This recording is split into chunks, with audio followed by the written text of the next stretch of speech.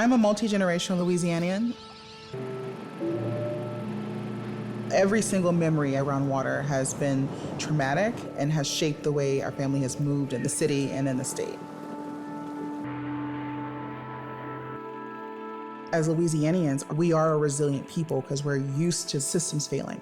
It is just mind-boggling to watch this happening. It is not normal for people to have to go through that level of trauma.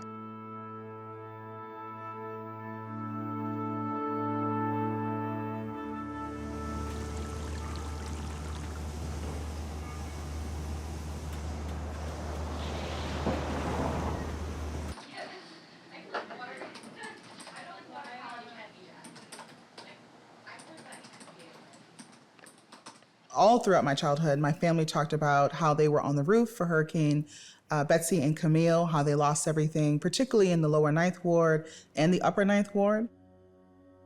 Katrina hit the day before my 16th birthday. Everything I had was in one suitcase, one small suitcase. And so knowing that for my birthday, whatever I packed is what I have was the beginning of a new chapter, truly, at 16. 6 months after Katrina, I was really frustrated. I was angry that I was forced to go to school here amongst the devastation. The city had a smell that I can't describe: mold, wet, swamp, dirt, and to see piles and piles of people's stuff and teddy bears and photos and couches lining every single square inch of the city. And then I go into school and I'm supposed to act like it's normal. As Louisianians, we normalize what's wrong. We're like, oh yeah, it's normal that the power's out for weeks. It's normal that there's no water. It's normal that it's hot. It's normal that there's nowhere to get gasoline. But when I go up to Cleveland, where my husband's from, I'm like, oh, I don't have to live like this. Why are we normalizing these things that shouldn't be? Why aren't we addressing these systematic failures? Area, killing an estimated 1,836 people across the Gulf Coast. So they had to suspend operations and leave those people in the homes. 8 people are now dead from the flooding in southern Louisiana. More than 11,000 people have been forced into shelters. The largest fire in Louisiana state history continues to burn, along with hundreds of fires along the Gulf Coast, forcing evacuations. Here in Louisiana, we're almost the poster child for recurrent climate disasters. People barely get past one climate disaster before the next one is coming in on its heels. And for those who are already having struggles, this is enough to push them over the edge. Trauma has many definitions. It's not what happens to you, it's what your body does with what happens to you. Climate disaster can lead to trauma and PTSD because of the way it evokes responses in the body. At the heart of PTSD is that the natural disasters actually change the brain and they dysregulate the nervous system. The lower survival brain takes over and the thinking part of the brain has a reduced role. The survival brain ends up, in essence, running the show, but it's happening below conscious awareness, so they have no control over it, and these changes can continue indefinitely. The nervous system can go into fight or flight and cause all manner of physical issues: headache and muscle tension, insomnia and nightmares, issues with blood pressure and heart, digestion changes, and all of this can lead to chronic illness over time. In addition to the physical issues, these changes to the brain and the nervous system can exhibit in ways that have to do with emotions and behavior. People can be irritable, they can have anger or rage, attention and focus issues, memory difficulties, impaired decision-making. People can be hypervigilant, looking for danger where there isn't any. And this leads to incredible anxiety, depression, addiction to cover those difficult feelings, and even suicide. As someone who is working in policy, I've been organizing 6 months after Katrina hit till now. I think most Louisianians have been living with survival brain for that entire time. And when you're living on that, you can't see the future. You can only see your immediate.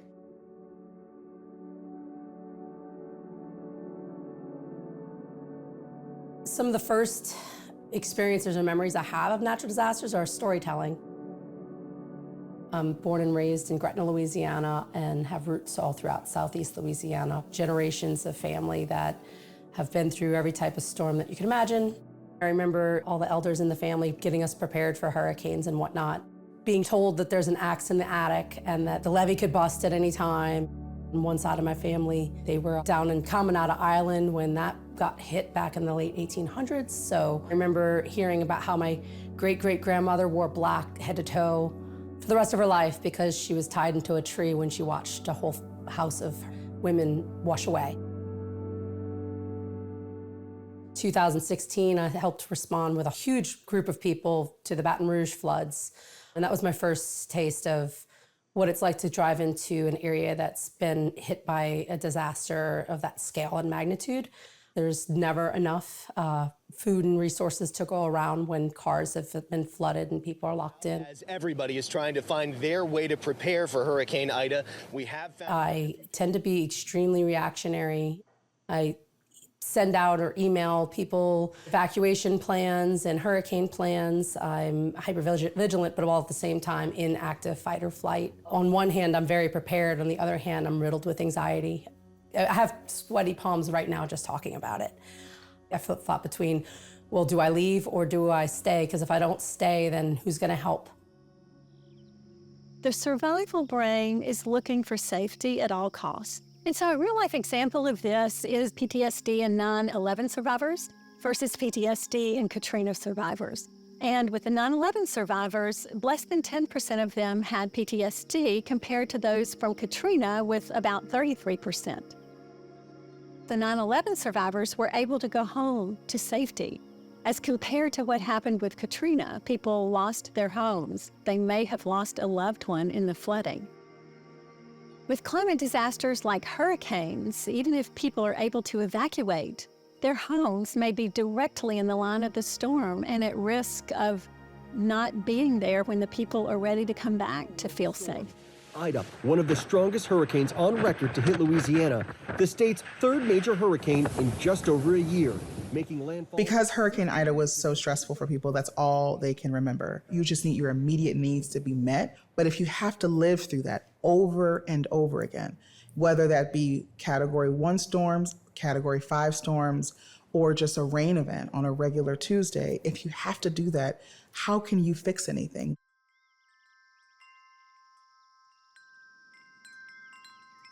The strategies to either prevent PTSD or to intervene once it has happened have a similar starting place.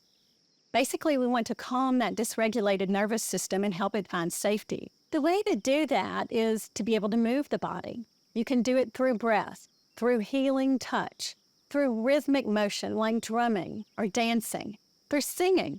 This calms the nervous system daily, and just like you would exercise a muscle, you're teaching the nervous system to stay regulated or to return to regulation. Self-compassion is very, very important. Time in nature is profoundly important.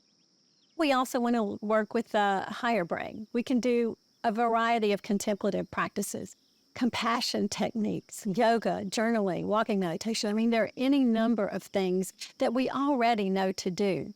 Some are going to need more intervention than that. And the good news is that there are many good evidence-based therapies now that support healing from trauma. When people say people from Louisiana are resilient, you hear that, and it is frustrating because we don't want to be resilient.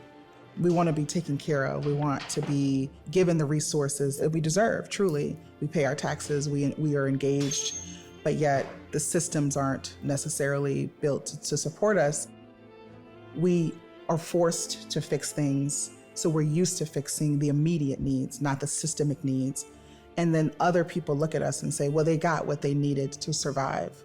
That because we go through this a lot, we don't need as many resources, not just financial resources, but social resources, quality of life resources than others. It's really difficult to get help with mental health in the aftermath of any of these disasters. Time doesn't stand still. You're expected to just roll right back into business as usual. When it comes to trauma and processing, in my experience, it's that when you really need it, it's overwhelming to try to find a person to talk to. And the resources are usually not available for people that, like me. I make too much money to qualify for free care. I make too little money to afford it on my own. I know that it's not healthy to put yourself last, which is usually often what happens with the work and the people that do the work. Individual practices will go a long way, but we need to be educated about trauma. Our institutions need to be educated. Our medical centers, our governmental institutions, our educational centers, our law enforcement institutions. The ripple effect goes far beyond simply the individual to impact our communities.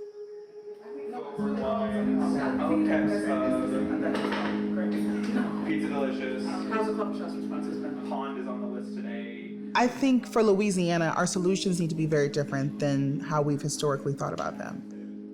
We need to invest more in people. If people are mentally and physically well, then they're able to keep going. I see a lot of Louisianians leaving, not because of economy, not because of jobs specifically, but because they're tired.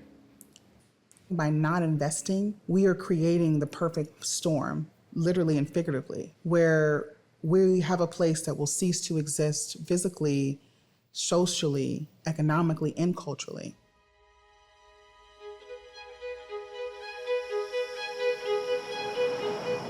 America discounts the South. And I say that as someone who's lived in New York for many years. They love Southern food, they love Southern music, they love Southern culture, but the people, they could leave us or take us.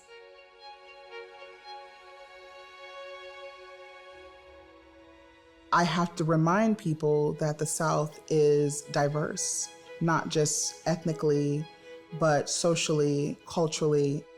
What would the world look like if Louisiana didn't exist? Be pretty boring. It's hard to imagine settling somewhere else. It's not just the relationships either, it's the culture. This is not a culture that exists elsewhere.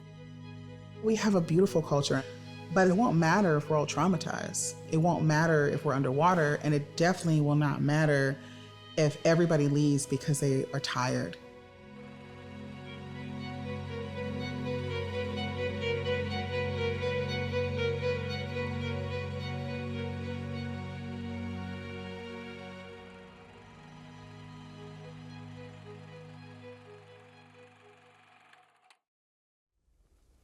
Hello, I'm Linda Midget. I'm the executive producer at LPB, and welcome to this special panel discussion on Ripple Effect, the film that you just saw. Joining us in the studio are our senior producers, Ben Johnson and Avery White. They produced and directed the film that you just saw. And we also have with us Dr. Gigi Dunn.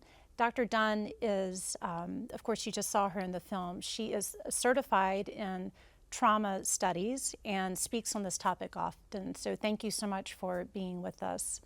So I want to start first by congratulating Ben and Avery on doing such a wonderful job with this film.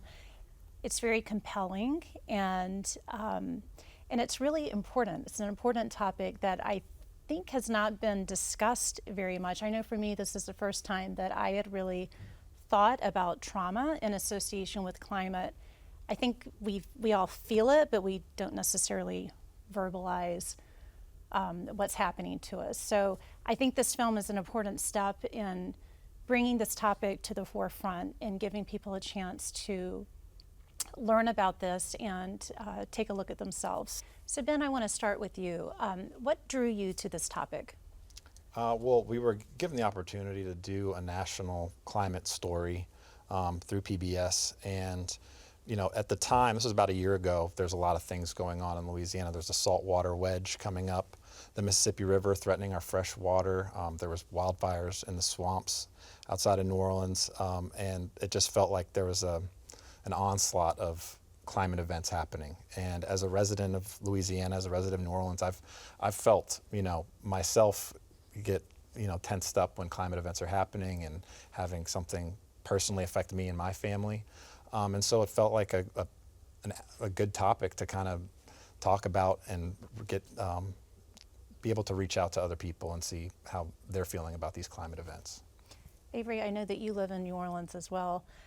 Do you find that you and your community talk about this a lot, the idea of trauma associated with climate change? Yeah, we have, Ben and I discuss this a lot, but I am constantly observing my community members in a state of fight or flight around decision making for everything from minor daily life decisions to big ticket life decisions, like do I raise children in this city? Do I own a home in this city? Do I move while I'm still in my 30s and I can establish myself more comfortably in a city that's not in a constant state of flux and a sense of impending doom?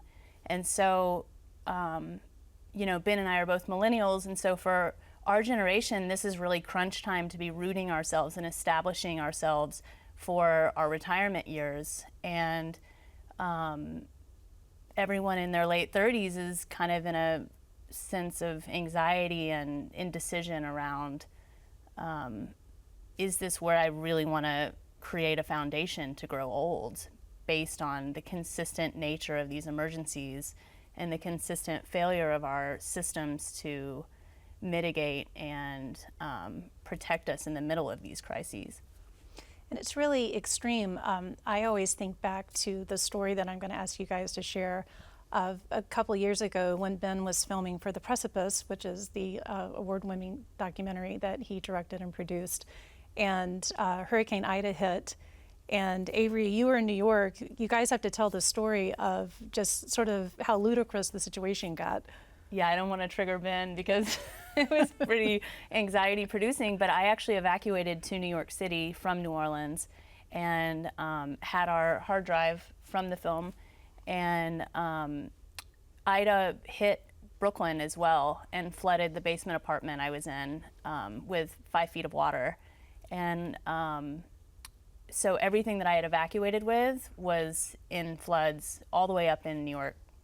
And so that was a pretty overwhelming experience. And then I came home to no roof on my home, no bedroom, no working bathroom, no power for weeks and weeks. And we had to hit the ground running and be functional and go to our jobs and do just basic life logistics, given how absolutely exhausted and overwhelmed everybody was. It was pretty, I have PTSD from that experience.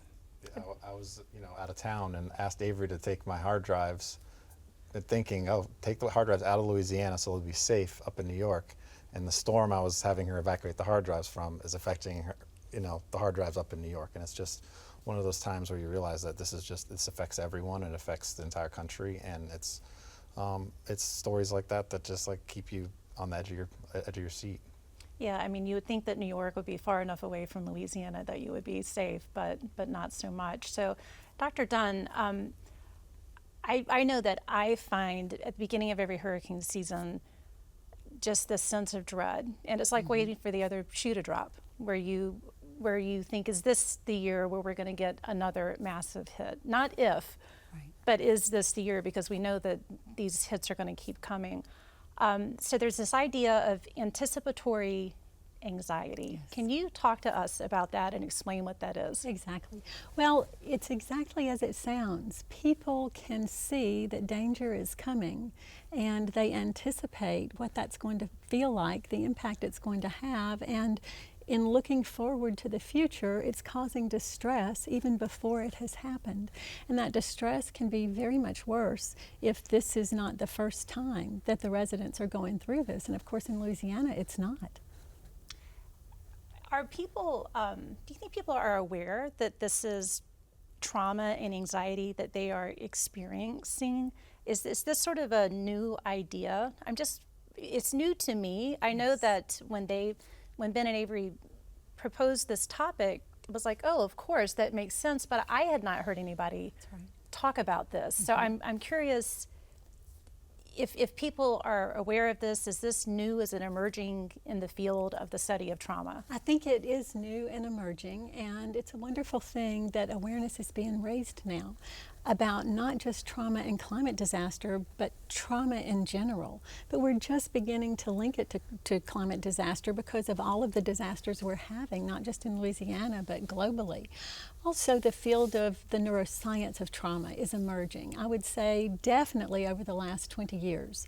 The way that trauma is researched is very different, and there's a lag between when the science comes in and when it actually is pervasive throughout the public awareness. And sometimes that lag, for instance, if you're talking about healthcare, the lag between science bench to actually implementing things can be almost 20 years. And so now the trauma research is really coming to the forefront in public awareness, and we're beginning to see how the changes impact the population in a variety of different ways, including climate.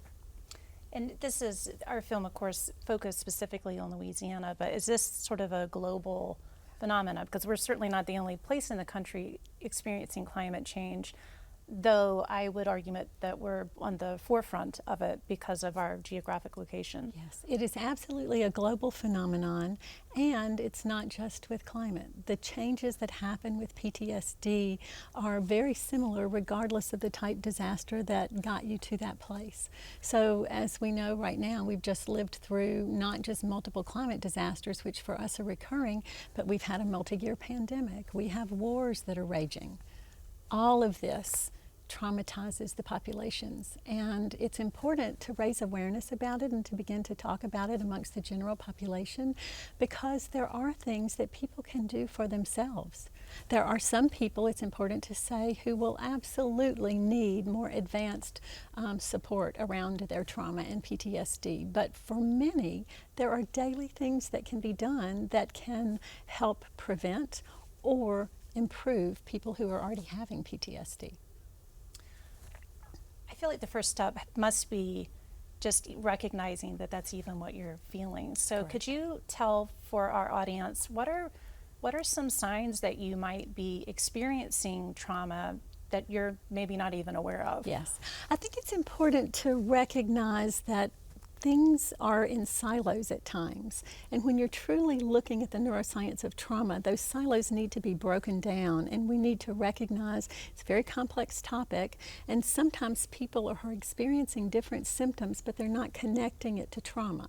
So people can be in fight or flight. So there can be physical implications from that. People can be having muscle aches or headaches or insomnia or nightmares. They can have the beginnings of chronic illness, or there can be emotional things that are associated with fight or flight. People can have unexplained anger and rage, memory issues, trouble focusing and concentrating. There's the other side. Not everybody goes into fight or flight. Some people go into freeze or collapse, which is a little bit less explored. The physical signs of that are restricted breathing, just exhaustion that somebody can't overcome. The emotional side to that can be avoidance behavior. People can feel overwhelmed and helpless and hopeless. And of course, there's anxiety and depression and the coping mechanisms of addiction that come from that. So it sounds like a first step might just being curious about. That's right. Acknowledging That's I feel exactly. this way and wondering why, and That's then right. just being willing to explore that potential link that might be there. So April and Jessica share in the film about this idea of generations of families that are experiencing trauma in Louisiana specifically after Katrina, and even after the floods of 2016. That's a lot of events been listed off, the saltwater intrusion and wildfires. Intergenerational trauma. Could you explain what that is? What is it? What does that mean? Absolutely. It's such an important concept for many reasons. Trauma changes the brain and the nervous system below conscious awareness. So until you're aware of what's going on, it's hard to change it. If it's happening below conscious awareness, let's say that there's a mother who's pregnant, who goes through a climate disaster and is traumatized. all of her stress responses are ignited. And one of the stress hormones is cortisol. Cortisol crosses the placenta, so it gets to the baby. And in a way, it's nature's wisdom because it's sensitizing the baby's nervous system to a really hyper stress response. And so the baby will be born much more reactive to the environment in all the ways that that will exhibit. And so as a result of that, now you're starting to get one generation of trauma passed to the other. In the discussion of nature and nurture, this is both, because then, let's say the baby is 2 or 3 now, it's a young toddler or young child, and there's another huge climate disaster, or there's the threat of another climate disaster. The anxiety within the household is felt and taken on by the children. And so this is patterning, once again, a stress response, an anxiety response, and maybe even a trauma response. That's fascinating. I had not thought about that being passed down during the pregnancy process. Yes. I'm curious, Ben and Avery, did you find that it was difficult to get people to talk on camera about this? I mean, this was a very sensitive topic. How did you deal with that as filmmakers? Oh yeah, you have to approach everyone, differently, and some people were not willing to, come forward and talk about their experiences, and others like Jessica and April were, very willing. But having to go through those interviews as thoughtfully as we could. With intergenerational trauma, there's the nervous system neurological impacts, but there's also the storytelling that even if someone hasn't experienced that trauma, the stories from their family and loved ones, almost like these ghost stories, have implemented fear and anxiety and a sense of unrest in people. And April and Jessica shared that, these stories from their grandmothers really made an impression on them. And so Ben and I as storytellers were thinking about what is memory around trauma. That's something Jessica spoke about, which is memory loss when these events happen. And so the importance of gathering these stories, gathering these perspectives, and formalizing them in the discussion around trauma. So putting them into a historic register of this is how people are feeling around these events and these topics. Well, it's a very important topic. It's a vulnerable one, and I so much appreciate the work, Ben and Avery, that you did on the film. And thank you, Dr. Dunn, for all of the time that you've given us in exploring something that I think in the future we will be discussing more.